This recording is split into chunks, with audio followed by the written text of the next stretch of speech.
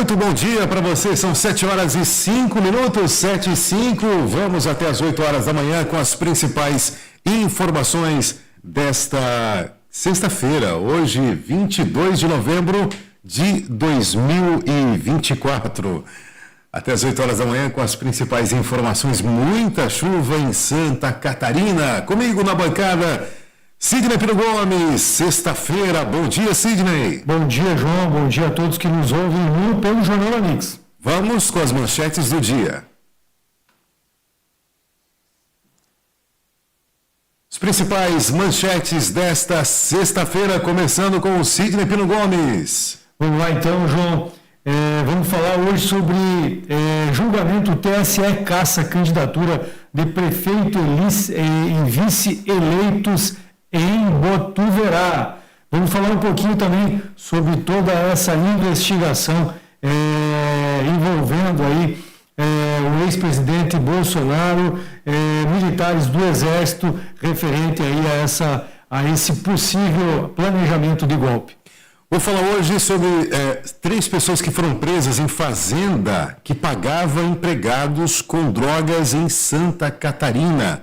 Morador do estado cai em golpe da cartomante e perde R$200 mil. E claro, vou falar também do caos ontem entre Balneário Pissarras e o município de Tijucas. Trânsito simplesmente parou, um acidente que aconteceu a alguns metros do pedágio do município de Porto Belo, e aí está feito o problema do dia. 3h30 da tarde aconteceu, e só depois das 7h30 da noite que o trânsito começou a rodar na região. Isso que não estamos na temporada. Imagina na temporada de verão. São os destaques de hoje. Agora, 7h07.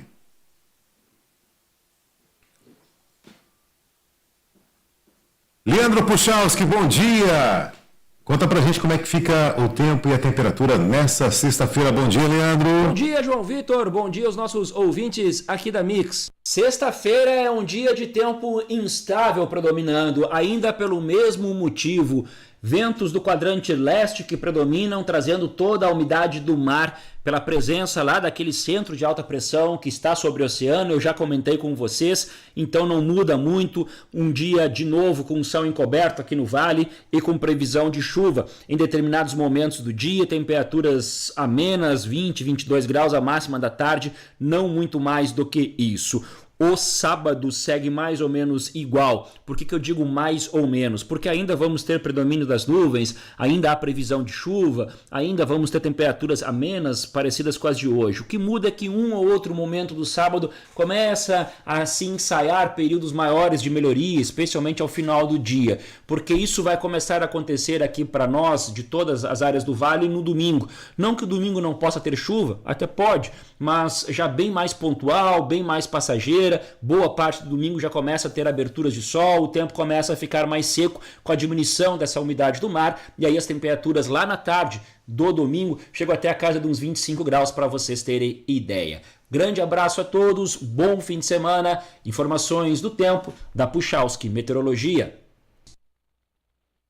Obrigado, Leandro Puchalski, trazendo as informações aqui do tempo. 7 horas e 9 minutos agora.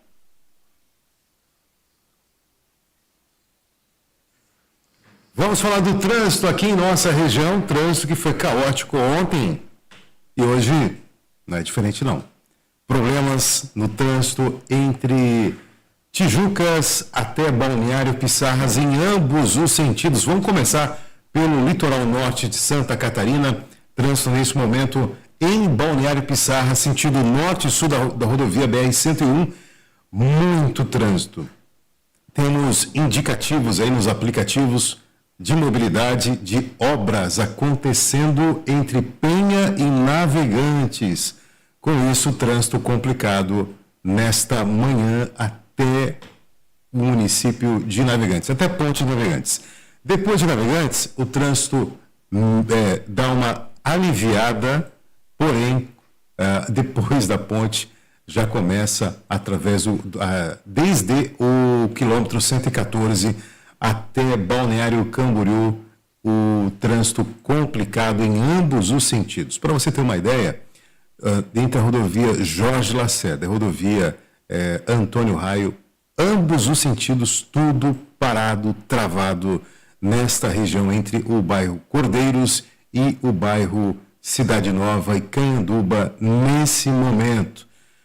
Balneário Camboriú não é diferente. Tudo travado também no município de Balneário Camboriú, mas aí o sentido contrário, sentido sul-norte da rodovia BR-101. Há indicativos de que uma carreta parou em cima da pista. E aí não se sabe se é problema mecânico ou se o rastreador aí pode ter travado o caminhão. Aliás, né, é complicado. Hoje, você saindo da sua rota, se o caminhoneiro parar e não avisar a central de que vai tomar um café ou vai no banheiro, a central pode muito bem travar o caminhão e aí não tem lugar para travar, pode ser no meio da pista.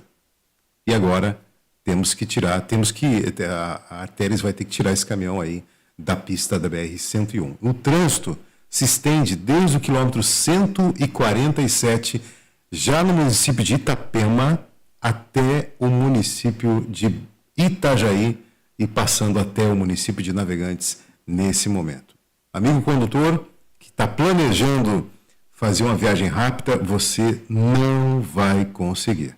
Há relatos que até o pedágio de Porto Belo já tem um trânsito complicado nesta região do litoral norte catarinense, tá? E agora, como é que está o trânsito na capital de Santa Catarina? Muitas pessoas indo para a capital resolver os seus problemas e também a mobilidade complicada nesse momento. Quem fala de Florianópolis é Ricardo Pastrana. Ricardo, bom dia. Como é que está o trânsito por aí? Bom dia a todos. Trago as informações do trânsito aqui da nossa região e nesse momento já temos trânsito lento para quem sai de Palhoça. Ainda na região de Palhoça temos lentidão até a região bem próxima do Shopping Continente, região do Distrito Industrial. Isso para quem segue no sentido norte da BR-101. Quem segue no sentido sul também encontra aquela lentidão diária desde a região de Biguaçu, já bem próximo de Serraria São José, até a conexão com a Expressa. Paciência para o condutor. Via Expressa, principal ligação no continente com a ilha, com trânsito lento, trânsito carregado em todo o trecho, desde o entroncamento com a 101 até a cabeceira da Ponte Pedro Ivo. Está chovendo, já aumente a distância de segurança para que a gente consiga evitar os acidentes que são frequentes nessa condição. Região central, o trânsito ainda flui bem nas principais vias, Beira-Mar Norte com trânsito mais intenso. O acesso norte nesse C401 já começa a apresentar uma certa retenção desde a região do Cacupé até a subida do cemitério de Jardim da Paz. O acesso leste, na região do Tacurubi, trânsito intenso. Sul da ilha, por enquanto, o trânsito flui bem, mas também já é intenso na SC405, nas proximidades do Morro das Pedras, também na SC406, na região do Rio Tavares. Fiquem todos com Deus, conto com a Guarda Municipal, nosso número é 153. Obrigado, Ricardo Pastrana. Sidney Piro Gomes, a gente fala, mas parece que as autoridades não ouvem, a Artéries não ouve.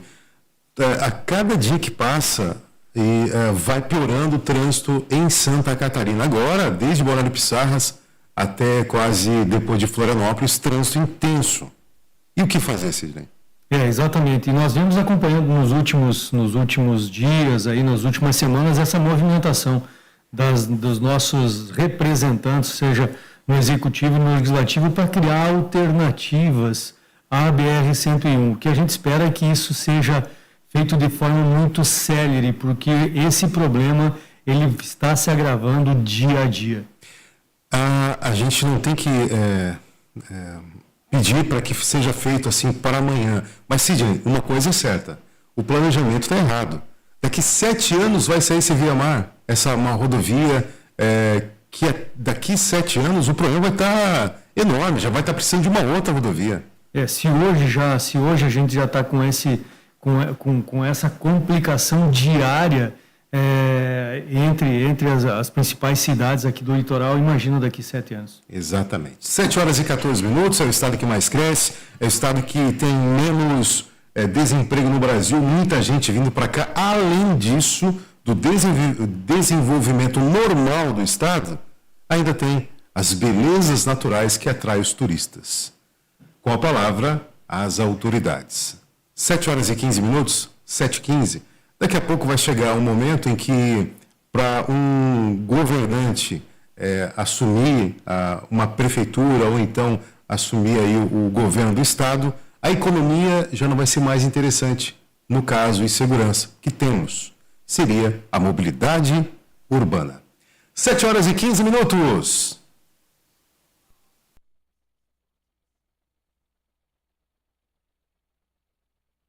7h15, vamos falar de esporte com ele, Sidney Pino Gomes. Com você, Sidney. Vamos lá, e ontem à noite tivemos mais um jogo pela 34ª rodada da Série A. Vasco da Gama em São Januário jogando contra o Internacional, e o Inter que vem nessa fase extraordinária, onde depois que o Roger Machado assumiu aí a Casa Mata, assumiu a direção técnica do Internacional, são 15 jogos invictos, 15 partidas sem perder, e o Internacional ontem novamente fora de casa, com o gol do Wesley aí no segundo tempo, venceu o Vasco da Gama por 1-0. Hoje à noite, às 21h30, fechamento dessa 34ª rodada. Fluminense recebendo aí o Fortaleza. O Fluminense brigando aí na parte de baixo, é o 16º colocado, é o primeiro fora da zona do rebaixamento, e o Fortaleza brigando aí pelo título do Campeonato Brasileiro. Está aí a 6 pontos do líder, a 4 pontos do vice-líder, que é o Palmeiras. Então, se vencer, fica a 3 pontos do líder e a 1 do vice-líder. Então, uma partida hoje com muita emoção envolvida e muitas definições pode trazer, tanto na parte de baixo, no Z4, quanto na parte aí de cima, na questão da disputa do título brasileiro. Agora, o Botafogo é o líder, após essas 34 rodadas, com 69, 2 a mais que o Palmeiras, 67 vice-líder. Depois, como eu falei, Fortaleza e Flamengo fecham o G4. E o Internacional, que venceu ontem, já aparece com a mesma pontuação do Flamengo, que é o 4º colocado. O Internacional em 5º, 62, apenas uma vitória a menos. Depois São Paulo, Cruzeiro, Bahia, Corinthians e Vasco da Gama, fechando aí a primeira parte da tabela. Depois Atlético Mineiro, Vitória, o Grêmio, que é o 13º colocado, o Atlético Paranaense agora o 14º, Juventude o 15º e o primeiro fora da zona do rebaixamento, Fluminense. As equipes que estariam rebaixadas hoje: Criciúma, Bragantino, Cuiabá e Atlético Goianiense, esses dois já na Série B do próximo ano. Mas aí são aí praticamente 6 equipes disputando aí, 7 equipes, eu diria, disputando essas 2 vagas ainda do descenso, do rebaixamento.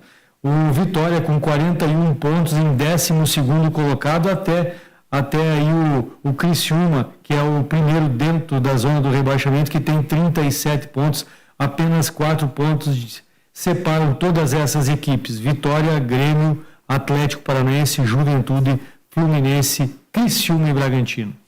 Podemos falar que o Bragantino, Sidney, no começo do campeonato, até certo ponto, estava ali muito bem indo na tabela, a gente sempre comentava aqui, e agora está lá na zona do rebaixamento. E o Corinthians e Internacional, Corinthians na zona do rebaixamento e Internacional ali, 14º, 15º, agora ascenderam. Na verdade, o Internacional, juntamente com o Corinthians, foram os únicos 2 times que ganharam 5 jogos na sequência. Exatamente, e esse desempenho é muito significativo, como você falou, do Corinthians e também do Internacional, colocando eles aí na parte de cima da tabela, e o Inter brigando por uma vaga na Libertadores, na fase de grupos da Libertadores. Sidney, o Gaúcho pode sonhar aí com algo melhor do que o 5º lugar? 62 pontos, Flamengo com 62 e o Fortaleza em terceiro com 63. O que dá para brigar? Eu diria que uma vaga direta na Libertadores. Nesse momento, faltando apenas 4 partidas para o encerramento, aí a 5 pontos de diferença do líder, a briga pelo título já é um pouco mais complicada, mas com certeza vai brigar por essa vaga direta à Libertadores. E para o amigo gaúcho gremista, com 40 pontos em 13º, o que dá? Meu amigo, aí é só briga para não ser rebaixado pela 4ª vez.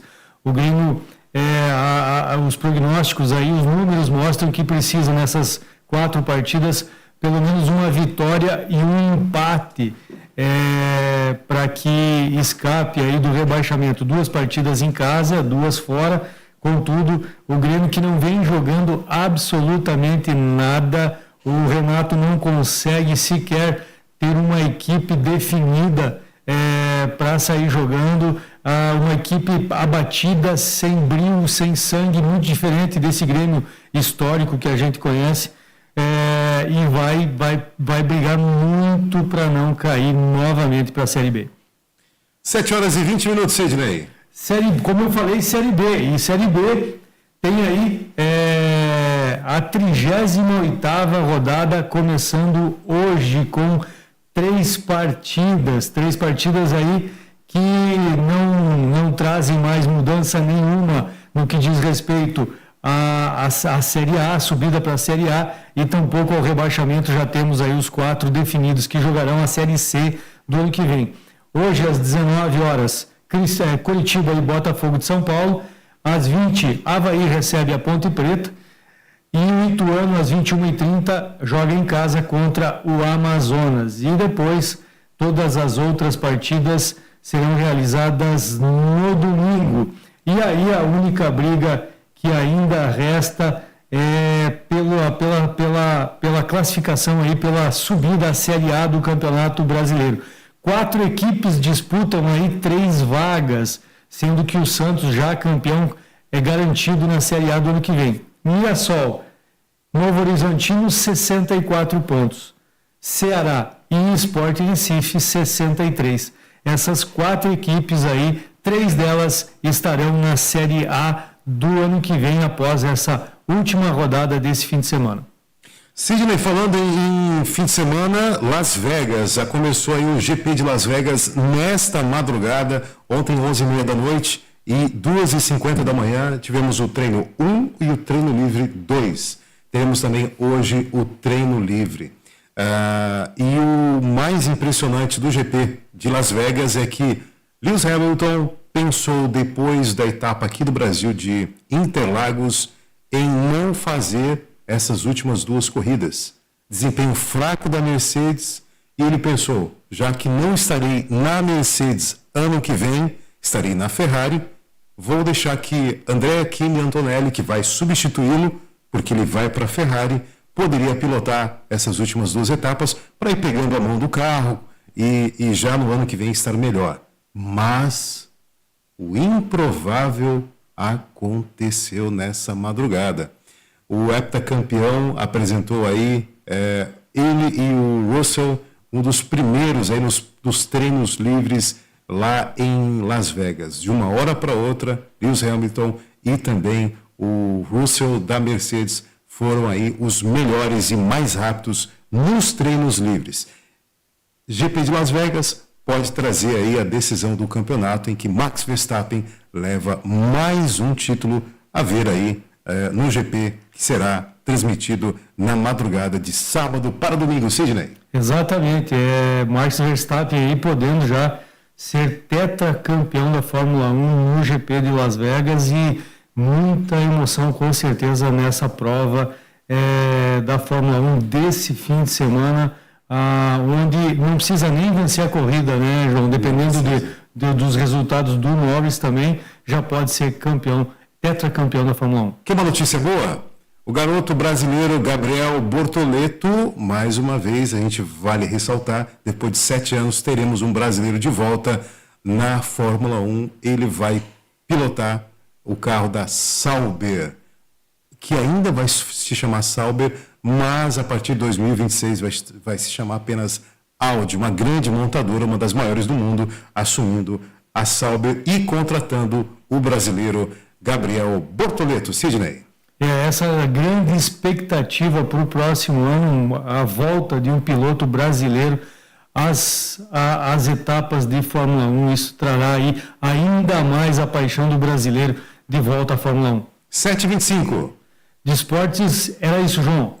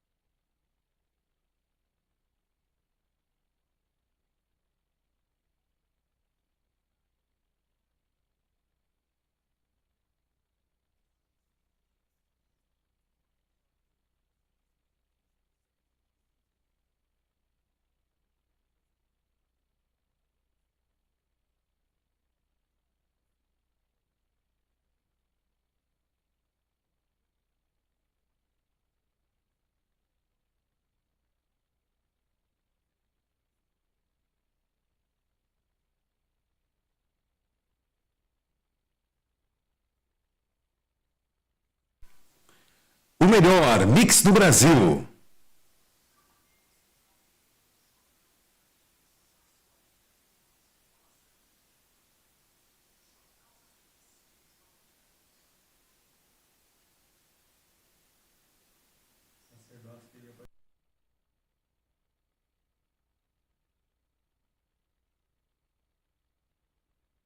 Muito bem, são 7 horas e 30 minutos, 7h30 pontualmente. Vamos falar do fechamento de ontem da Bolsa de Valores e também do dólar.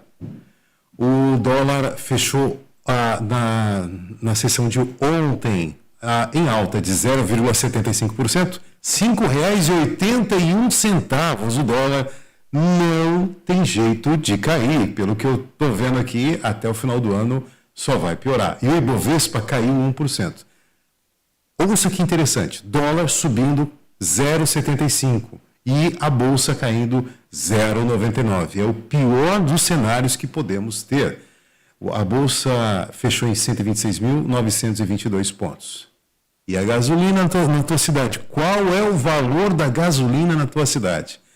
Na região, entre 6,26, 6,25 até 6,40 via impostos de combustível. Na região 6,39. Qual é o valor na tua cidade?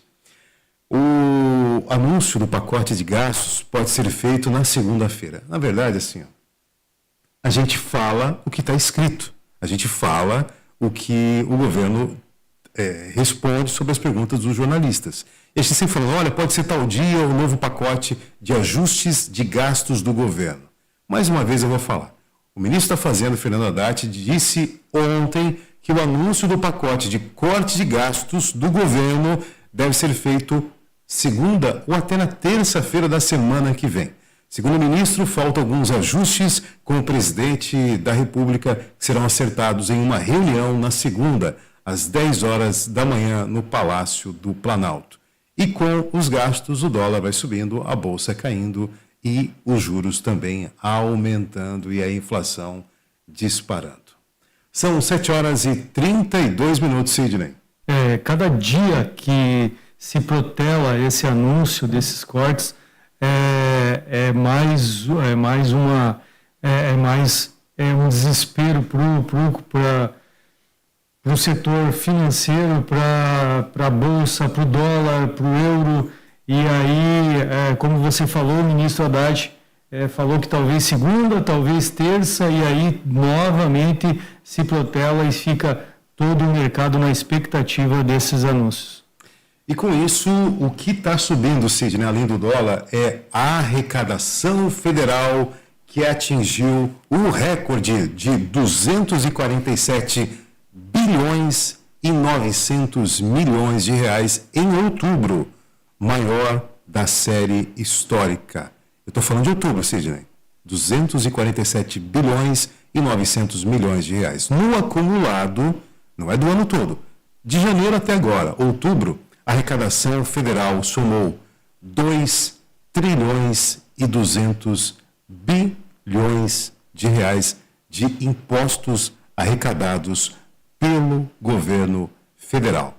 Ele foi o maior resultado para o mês da série histórica iniciada no ano de 1995. Vai fechar o ano perto de 3 tri, né, João? Realmente a arrecadação subiu e o corte de gastos não acontece. Pode ser segunda, pode ser terça ou depois a gente rever tudo a meta. Não vamos botar uma meta do dia para esse corte de gastos, o anúncio. Tá bom? Exatamente. Deixa que a meta vamos deixar sem metas. Senão, talvez ali, se der certo, a gente dobra a meta. Isso. Vamos botar a meta para segunda, mas se a meta não der, a gente põe para terça ou para a semana que vem. O resultado de outubro registrou alta de 9,77% em termos reais, descontada até mesmo a inflação em comparação ao mesmo período do ano passado. 7 horas e 34 minutos agora.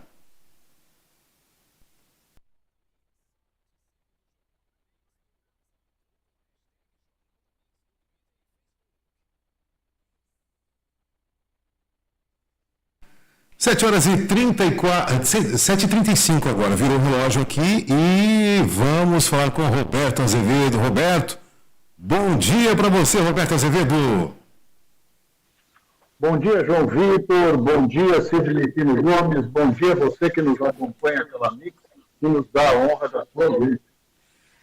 Roberto Azevedo, quanto que é 2 trilhões 200 bilhões de reais que é a arrecadação de janeiro a outubro? Você sabe quantos zeros depois dessa cifra? É muito dinheiro, hein?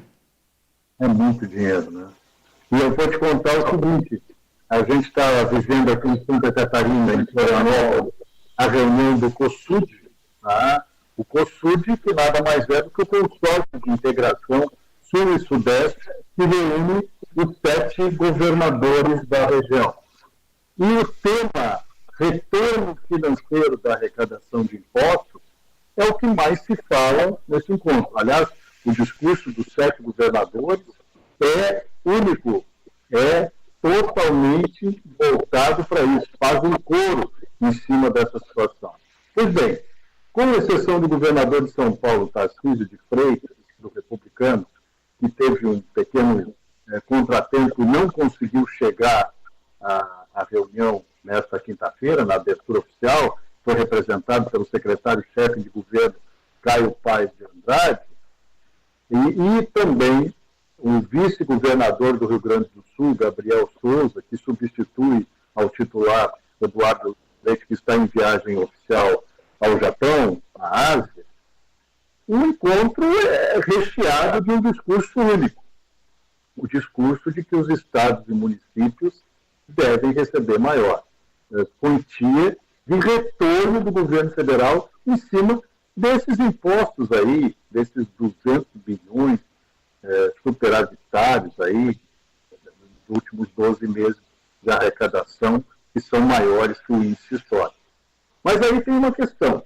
São os próprios governadores do COSUD, os 7 governadores, e neste quesito liderado pelo fluminense, né, Cláudio Castro, lá do Rio de Janeiro, que é do PL, que propuseram para o Congresso Nacional rediscutir e renegociar a dívida dos estados com a União. E eu vou explicar por quê. Juntos, Rio Grande do Sul, Santa Catarina, Paraná, São Paulo, Minas Gerais, Rio de Janeiro e Espírito Santo arrecadam 80% do bolo de impostos no país. Vou repetir. Juntos, esses 7 estados, do Sul e Sudeste, arrecadam 80% do bolo tributário do país. Levam esse dinheiro para o governo federal, que recebe um pouco mais de 10% quando chega essa quantia de retorno. E um detalhe, na hora de falar da dívida dos estados com a União, estes mesmos 7 estados representam 95%. Já pensaram? É quase a totalidade da dívida dos estados com a União está nesses 7 estados, do Sul e do Sudeste. Uhum. Então, quando eles unificam o discurso e dizem que a coisa tem que mudar, estão falando com propriedade, né, João Vitor e Sidney Pino Gomes, e você que está nos acompanhando. Não é uma insurreição, mas é um discurso que já está batido. Essa discussão para renegociar a dívida dos estados com a União está no Congresso Nacional.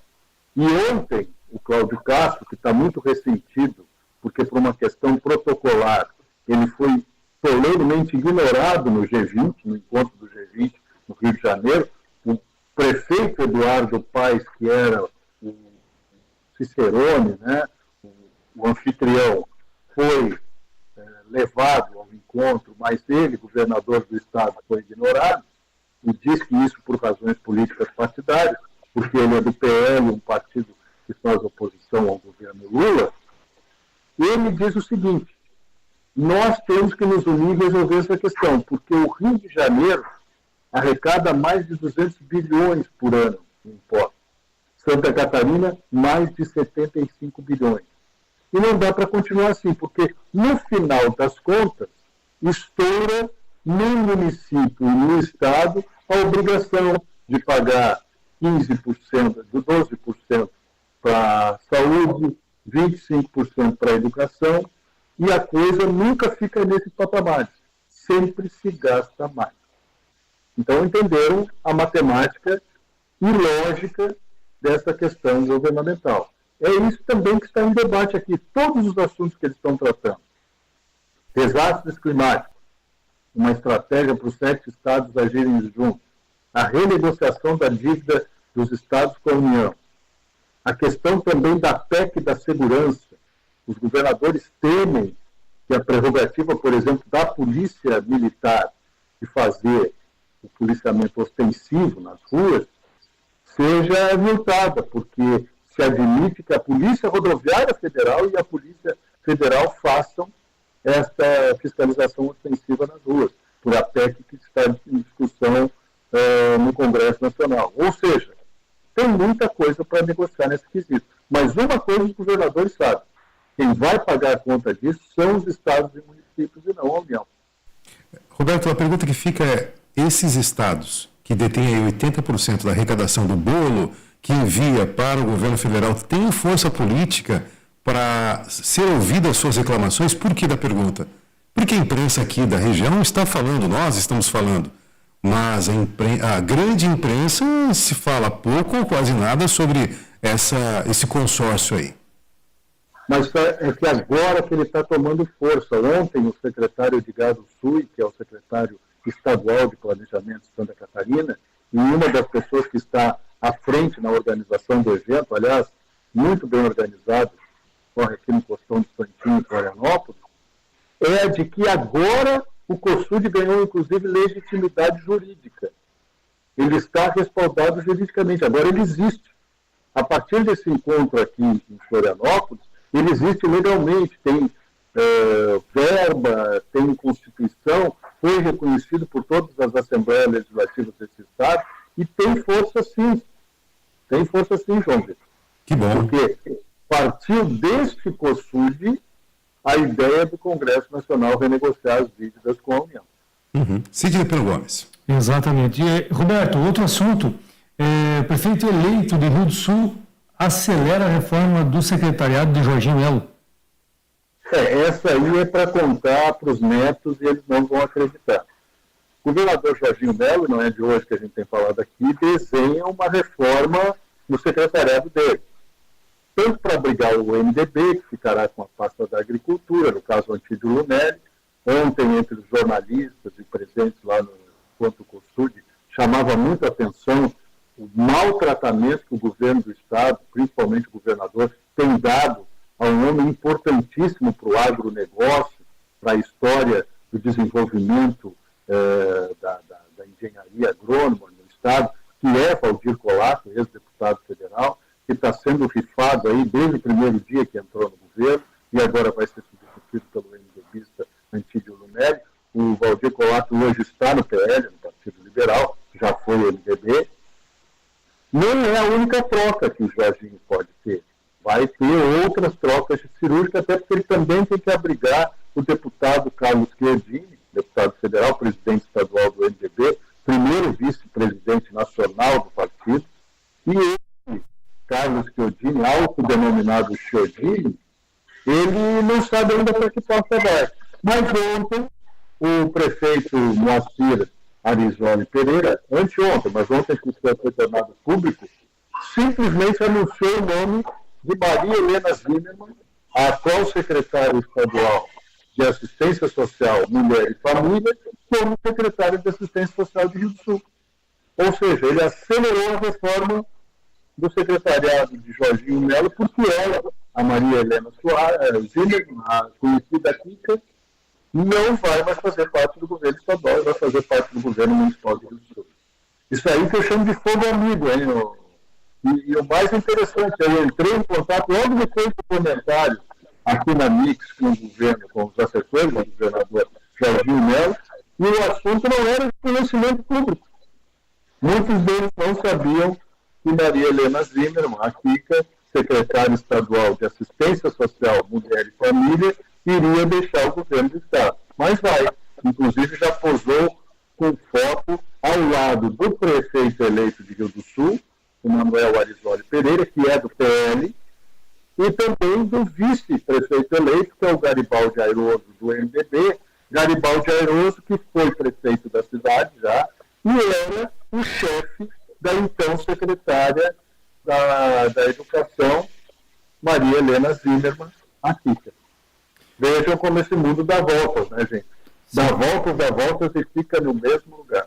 Roberto, então garantidas agricultura e assistência social, mudanças. Qual outra pasta que você vê com um grande potencial de mudança? Olha, tem um burburinho muito grande nas forças militares, tanto no bombeiro militar quanto na polícia militar. Dificilmente ele vai mexer na polícia militar. O coronel Pelosato é homem de confiança do governador, dificilmente vai sair. E até depois dessa declaração infeliz de Jorginho Melo, né, chamando policiais militares de amadores, né, generalizou, pegou mal na tropa, isso está tendo repercussão até agora, e o governador estava indignado por essas outras denúncias envolvendo o CIASC, e a repercussão, ontem até conversei com alguns policiais militares, com aquele direito ao sigilo, né, e a repercussão é do praça até o oficial, não gostaram das declarações do governador. Mas dificilmente a polícia militar mexe. Mas o bombeiro militar, inclusive, já tem 3 nomes circulando de possíveis substitutos do atual comandante-geral. Ou seja, não vai ser uma pequena reforma, mas a gente ainda não tem ideia da extensão dessa reforma. Também tem que resolver a questão da Casa Civil. Hoje o Marcelo Mendes, que é um servidor de carreira, procurador do Estado, ele está lá na condição de secretário, se fala agora num secretário adjunto para lhe dar mais força. Mas a questão é a seguinte: Casa Civil é uma entidade política de articulação dentro do governo. E como tal deve ser tratado. Então não é a questão, o atual secretário está cumprindo o papel, está fazendo um belo trabalho, circulava ontem no evento, mas para muitos o entendimento é que tem que haver uma substituição por alguém com nome forte político. Até o nome de Carlos Chiodini, autodenominado Chiodini do MDB. Mas aí colocar alguém do MDB que não foi o partido eleito para governar o Estado, teria repercussões dentro do próprio PL. Será que o governador quer comprar essa briga? Eu não sei dizer agora.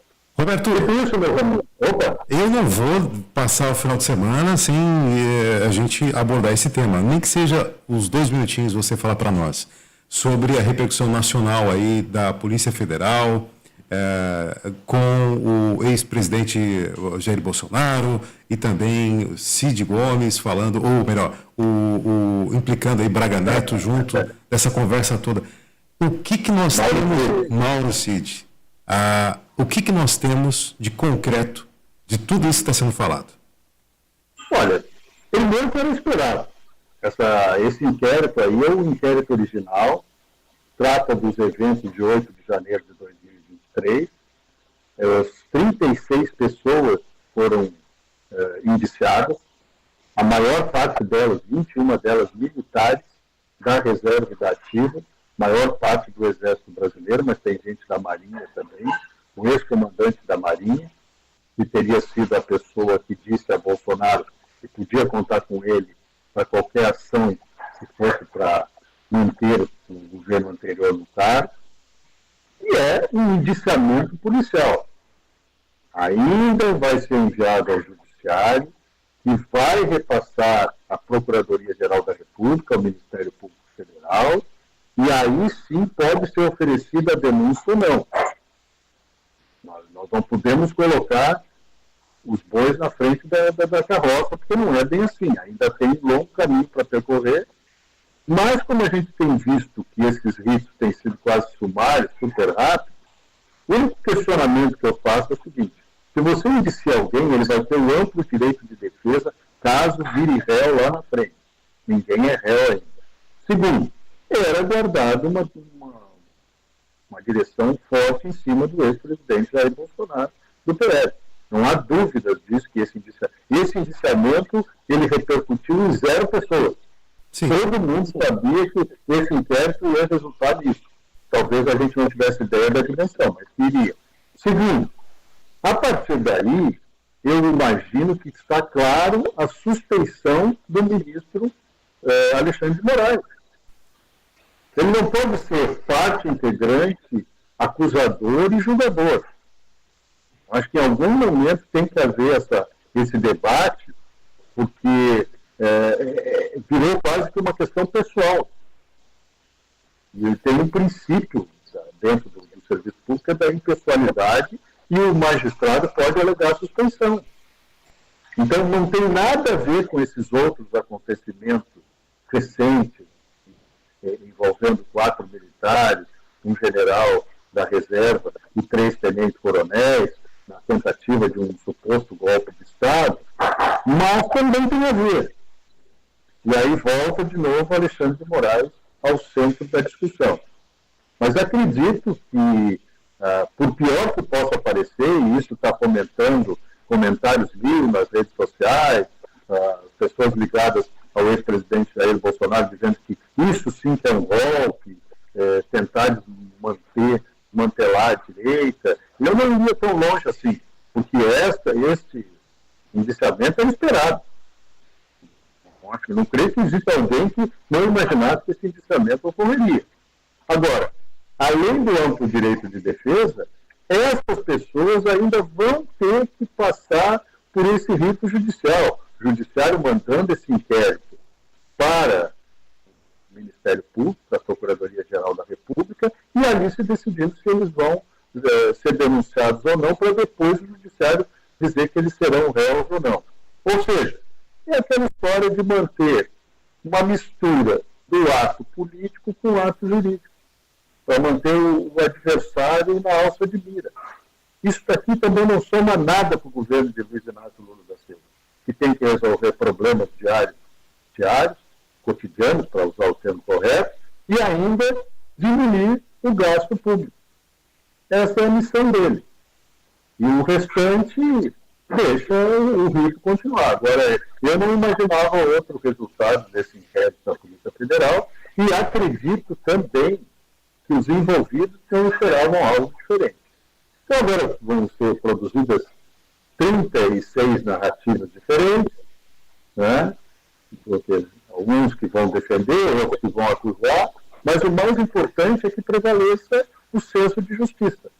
E eu acredito que isso claramente passa pela transformação de Alexandre de Moraes não no presidente do inquérito, que ele já está nessa condição, desde o início, já que ele é parte envolvida, parte que foi, de uma certa maneira, alvo de todos os manifestantes daquele dia 8 de janeiro. O que fica evidente é que todos esses movimentos estão tornando cada vez mais difícil que aquele projeto de anistia para quem esteve envolvido no esquema de 8 de janeiro de 2023 saia do papel.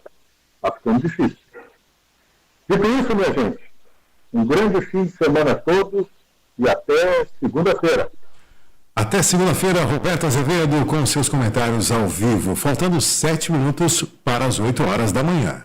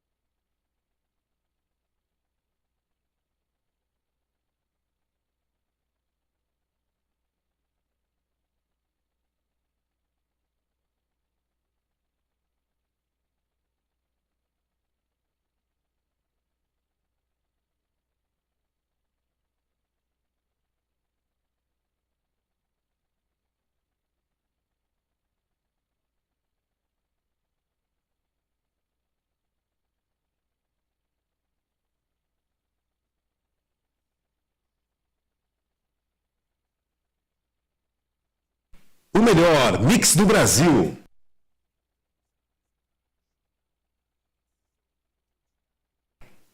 Sete horas e 58 minutos, agora 7h58.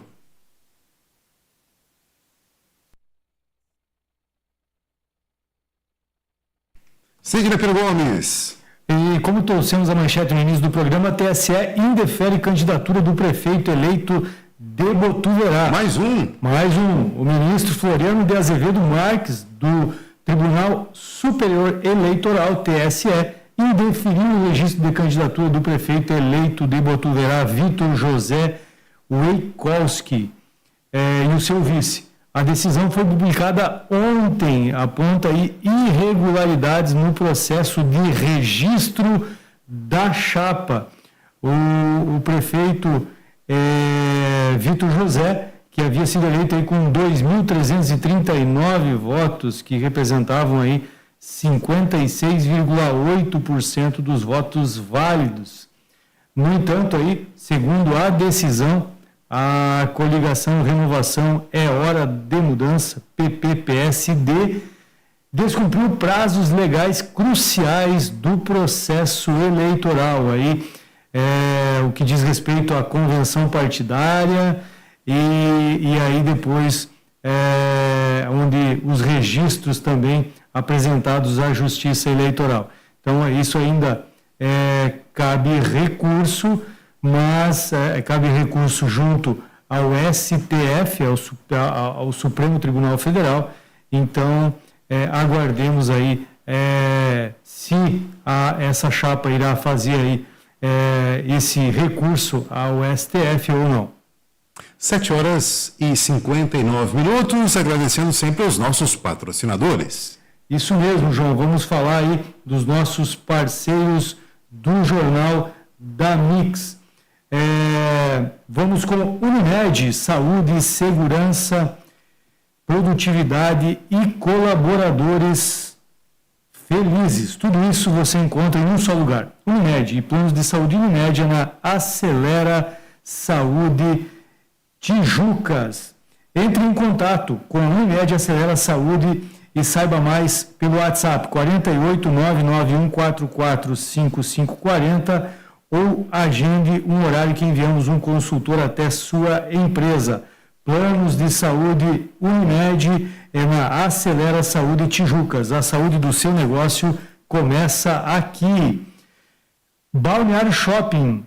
Venha conhecer as novas tendências na época mais elegante do ano. São mais de 300 lojas com marcas nacionais e internacionais exclusivas. O melhor da gastronomia e entretenimento para você curtir os sabores e experiências mais incríveis. Tudo isso no Balneário Shopping.